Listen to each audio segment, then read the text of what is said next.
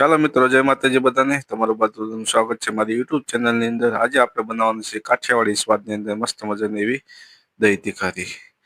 તો લસણ, મરચું, મીઠું અને હળદર બધું મિક્સમાં ખાંડીને અહીંયા આપણે પાણીમાં મિક્સ કરીશું, જેથી કરીને સ્વાદ સરસ આવે અને વઘાર પણ સરસ આવે.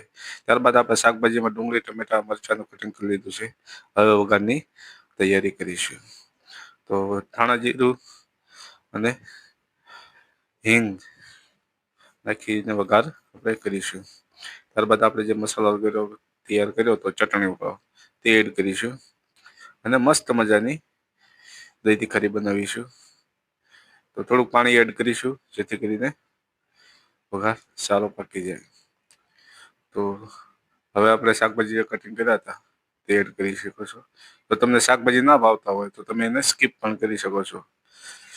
નકરી દહીંવાળી તીખારી બનાવી શકો છો. તો 2 થી 3 મિનિટ શાકભાજી પાકવા દેવાના. શાકભાજી પાકી જાય ત્યાં સુધી રાખીને ધીમા તાપે દહીં પકવવાનું. તો રેડી છે દહીં તીખારી. તમને રેસીપી કેવી લાગી જરૂરથી જણાવજો.